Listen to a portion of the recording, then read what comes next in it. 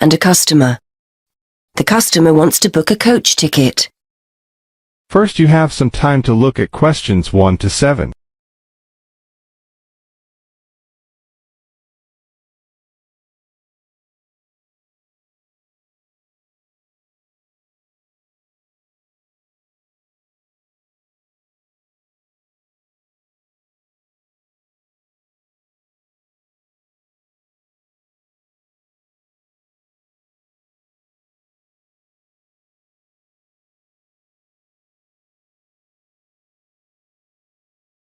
Now we shall begin.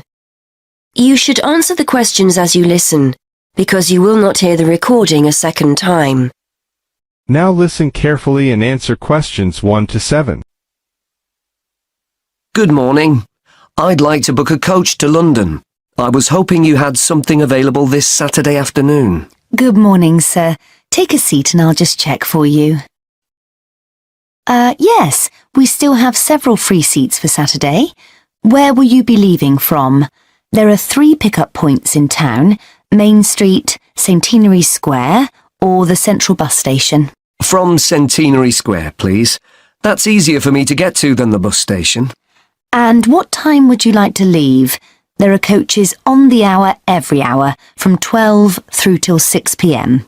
Well, I'm meeting someone at the station in London and I need to be there for 4:30. So, which one would you recommend? Well, there's one leaving at 1 that arrives at Victoria Station at 4:10, if that's any good. Traffic is usually quite light at the weekend, and the drivers tend to make good time, so I think you'd certainly be there for 4:30. OK, that sounds just right. I think I'll take that. I can always phone ahead if I'm going to be late. And when are you returning, sir? Actually, I'm not sure when I'll be coming back, so I won't book a return ticket, just one way. I can always book you an open return if you'd like. You can use this at any time within the next month, as long as you contact us first to reserve a seat. Well, there's a chance I might be getting a lift back, you see, so I'll just pay for one way. I don't want to buy a return if I don't need it. OK, no problem. Are you travelling alone? Just the one ticket, please. I'm going down to visit my daughter at university. My son's meeting me at the station, so it's a proper family reunion. Very nice. OK, well, I can book that for you if you like, sir. That'll be £23.50. Now, I just need to take down some details. Can I have your name, please? Yes, it's Matthew Upton. That's U-P-T-O-N. And your address? 34 Allesley Road. Allesley, that's A-L-L-E-S-L-E-Y. And your telephone number? 01732 558 997. And your email address? We'll use this to send confirmation of your travel details. matt257@yahoo.co.uk. OK, thanks. Before you hear the rest of the conversation, you have some time to look at questions 8 to 10.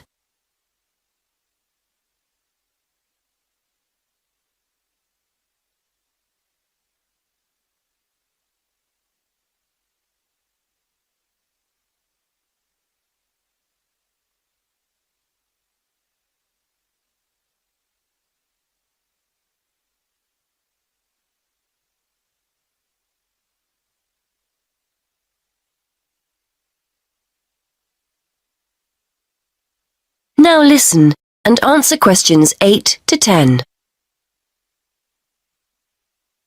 Before I forget, I'll be taking a little luggage. Is there a set luggage allowance? We offer a very good luggage allowance.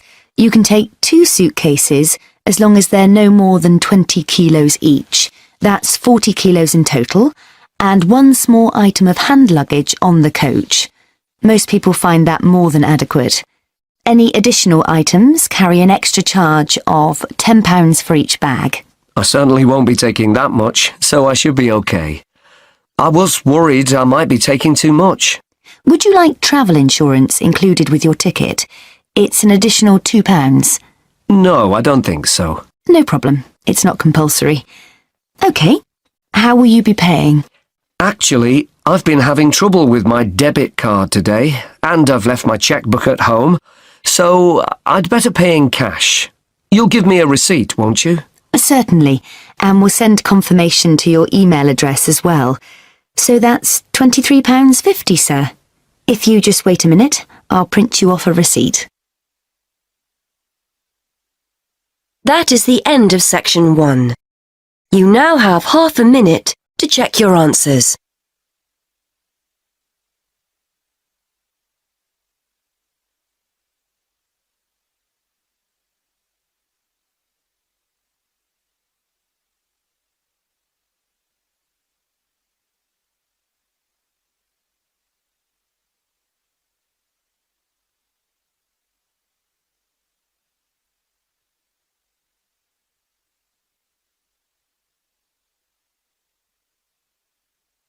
Now turn to section 2. Section 2. You will hear a presenter on a radio show. The presenter is talking to the manager of a local library. First, you have some time to look at questions 11 to 16.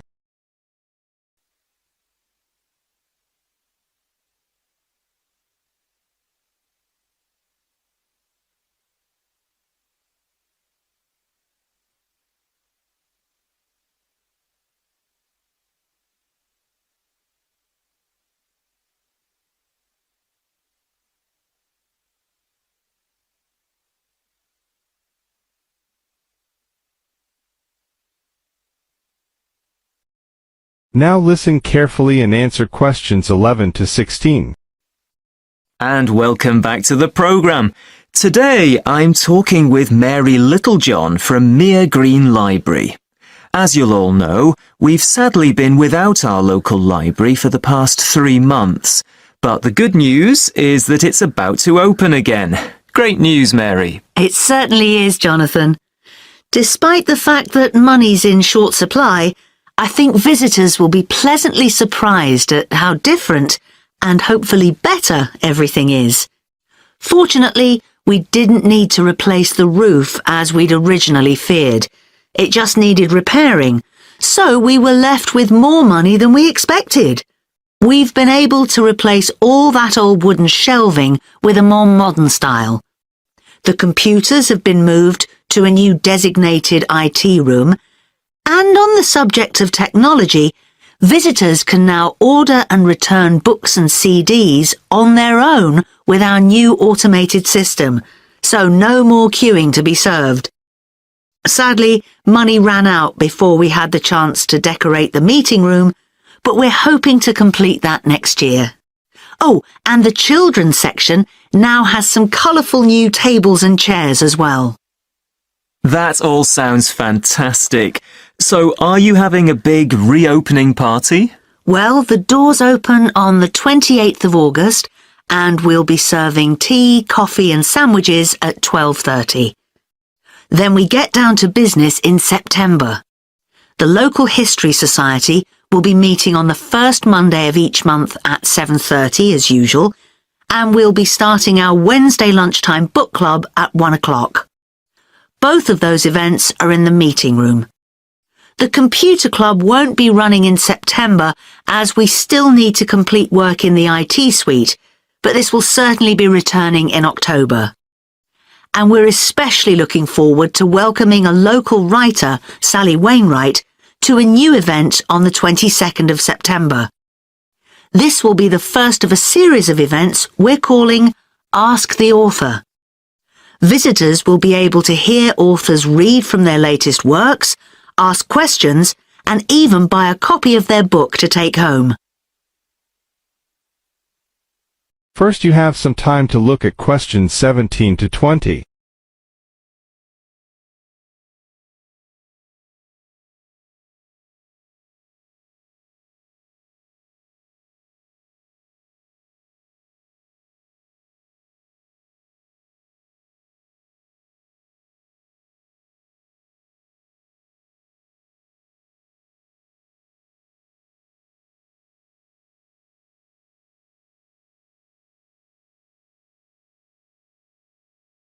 Now listen carefully and answer questions 17 to 20. I might pop along to that one myself. Now, I understand you also have a request. Yes, that's right. We're looking for anyone who has a few spare hours each week who would like to offer their services to the library. Our computer classes have become so popular over the past year that we're thinking about starting a second session and we'll need someone to run it.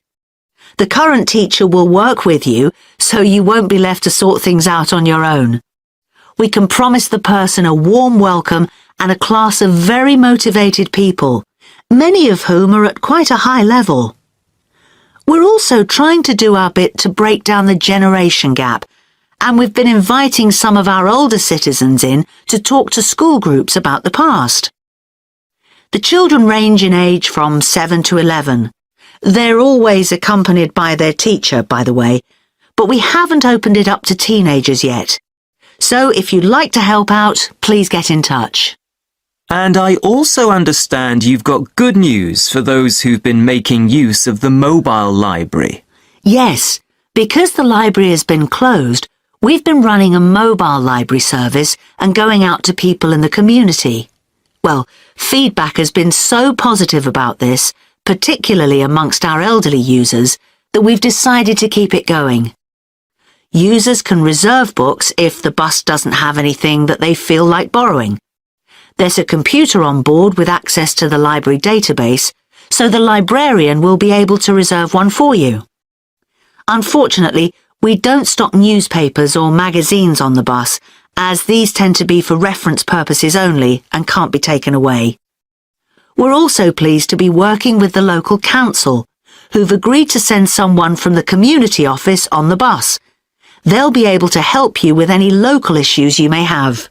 Well, many thanks, Mary. I'm sure our listeners will be delighted to hear the service is fully up and running again. That is the end of section 2. You now have half a minute to check your answers.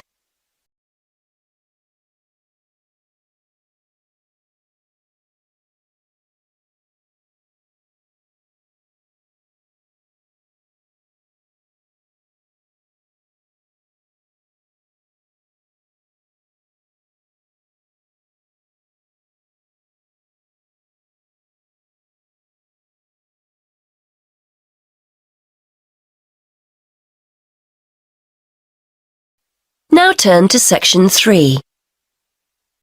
Section 3. You will hear a conversation between two university students about transferring to a different course. Now you have some time to look at questions 21 to 26.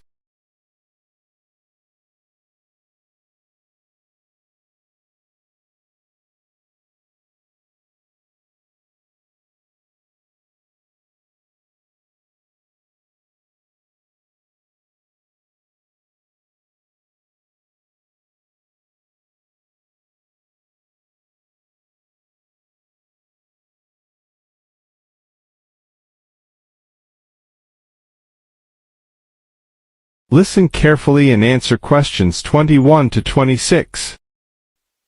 Hi, Graham. How you doing? Hi, Judy. I'm fine, thanks. And thanks for popping round. I was hoping I could pick your brains about transferring to another course. Yes, I remember you saying you wanted to do something else. Are you planning on staying here, or are you looking to go to a different university? No, I'm happy to stay here. I just feel I need to do something else. How did you go about your transfer? You did History of Art originally, didn't you? That was the course I initially wanted to transfer to. I'd studied art at college and wanted to continue, but my parents persuaded me that English would be more useful, so I took their advice. But I really didn't enjoy it and tried to transfer to History of Art, but the course was full. Anyway, I spoke with the course tutors and they told me about the Fine Art programme. They thought I had the talent to do it, so that was that. I see. How did your parents take the news? They were okay about it, really. They just want me to do what I enjoy, so everything's fine there. So you're hoping to transfer as well, then? Yes, I think I've given the German course a good try, but I'm not really happy. Most of the other students on the course seem to have at least one German parent, or they've spent a great deal of time in Germany, so their German is much better than mine. We get huge novels to read, and I'm still struggling with the first chapter while they're already finished and writing their assignments. I thought about doing a combined degree, German with another course, as the workload would be less, but in the end, I feel a complete change would be best. One of my other subjects at school was history, and I realise now I'm actually more interested in that. One of my housemates is doing history, and it sounds like a great degree, so I've decided to focus on that. Well, people do transfer, so it's not out of the ordinary.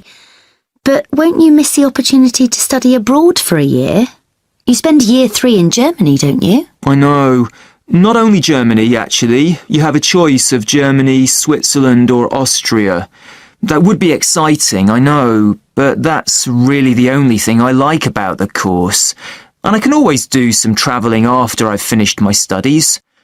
I still don't know what I want to do as far as a career is concerned, so I think it's best I study something I enjoy first and foremost.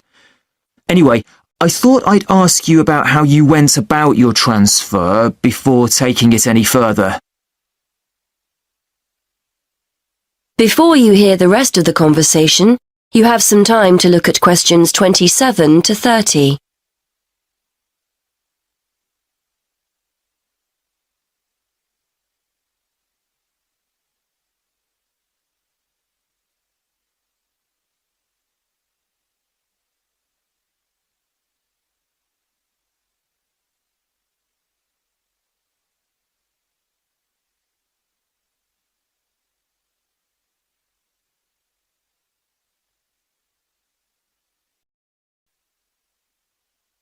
Now listen and answer questions 27 to 30. Well, the first thing you have to do is make sure you're clear in your own mind why you want to transfer. You'll need to persuade people that it's a good idea, so get your arguments clear. Then, I'm sure you've already done this, but check what the entry requirements are for history and whether you've got the necessary qualifications. They might be more flexible now you're actually here, but you need to show them you'd be able to keep up with your studies. Well, I've got history qualifications, so I'm hoping that won't be a problem. Who do I have to speak to? Well, they always tell you to speak with your course tutor first, in case there's a way of making the course you're on more appealing to you. But it sounds like you've definitely decided to get out, so I'd go to the careers service next, just to make sure there aren't any restrictions on transferring. It shouldn't be a problem, but it's best to check first. And then there's your funding. I'm no expert, but I would imagine this won't be a problem. German's a 4-year course and history is 3, so you could just start from year 1 next September. If the career service think it's okay and there are no funding problems, go and speak to the admissions tutor in the history department, just to see if they're happy with your qualifications and if there are places. Okay. Well, I'm hoping it'll be okay. I'm planning to transfer at the beginning of next year rather than halfway through this year. Yes, hopefully it'll be all right. If they accept you, it's pretty straightforward after that. It's not like you're going to another university. You just have to complete a form. I think it's called an internal transfer form. Your current head of department and the one for the course you're transferring to have to add their signature as well, and that's it. Well, thanks for that, Judy. I'd better start making my case for transferring, I suppose. That is the end of section 3. You now have half a minute to check your answers.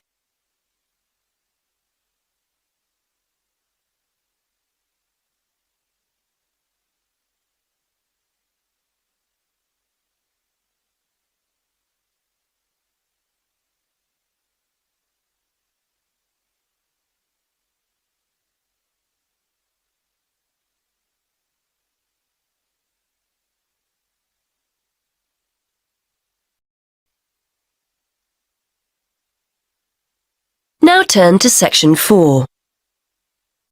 Section 4. You are going to hear a lecturer giving a talk on a psychological condition called synesthesia. Now you have some time to look at questions 31 to 35.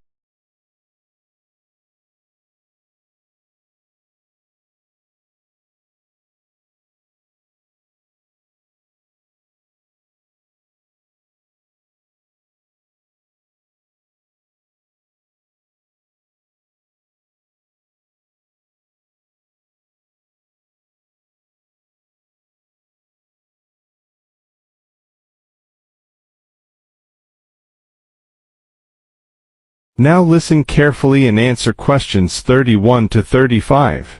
Today we're going to look at a fascinating condition that challenges the idea that we all see and experience the world around us in a similar way. For example, what do you see when I mention a day of the week or a month? What colour is the letter A or the number 10? If you often find yourself having more than the normal sense sensations, you too could have a condition known as synesthesia. Synesthesia is a harmless but fascinating condition which is often described by psychologists as the joining of the senses. We normally experience our senses individually, so we see a colour or hear a word, whereas people with synesthesia will find two or more senses being stimulated at the same time by a single stimulus. Some people will see or feel a colour when they hear a sound. Others will experience a taste or smell when another sense is stimulated. This happens automatically. The sensation can't be managed. People often go through life unaware that they have the condition. A common response from individuals who learn for the first time that they have synesthesia is one of surprise to discover that other people don't experience the same thing. It's a normal part of life for them, and they will rarely describe the symptoms negatively. To estimate the numbers of people with synesthesia, one group of researchers sat people in front of a computer and showed them letters and numbers in black. Participants were asked to choose a colour for each character they saw. A small proportion of participants, namely those with synesthesia, consistently described the same characters as having the same colours. On the basis of the results, researchers were able to predict that synesthesia affects about 1% of the population. This number has been confirmed in other research. Synesthesia takes many different forms, but the most common is to see or feel a colour in relation to letters and numbers. It's commonplace for people to identify A with red, B with blue, and so on. Some people will actually see a colour, but in most cases it's a question of feeling or sensing the colour. However, it's just as commonplace to see days, months, letters and numbers spatially, that is in lines or circles, for example. People might say they see Monday up high, Tuesday just below Monday, Wednesday on the left, Thursday on the right, and so on. This doesn't mean that people with synesthesia always agree on what they sense. Two synesthetes will often argue over the colour of a letter, for example. But patterns emerge if a large enough sample of people are observed, providing clear evidence of this condition despite individual variations. Colour and spatial synesthesia are amongst the most common forms of the condition, but they are by no means the only way people experience it. Now look at the questions 36 to 40.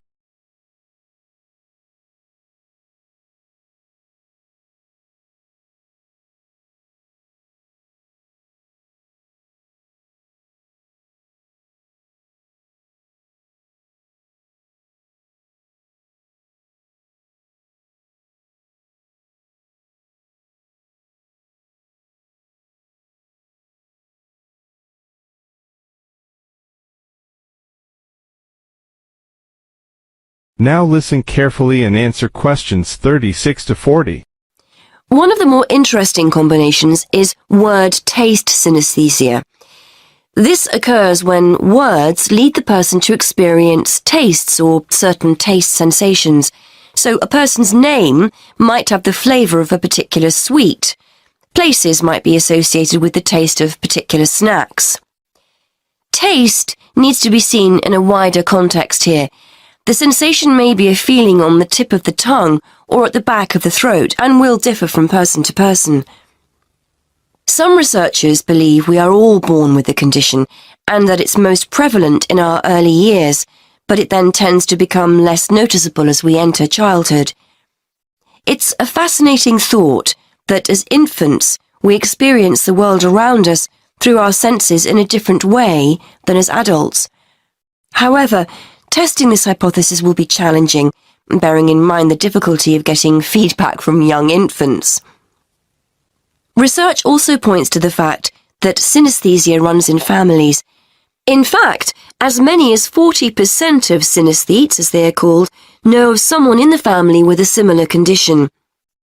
This won't necessarily be a close family member, and the condition may be traceable back to previous generations or to an extended family member such as a cousin or uncle.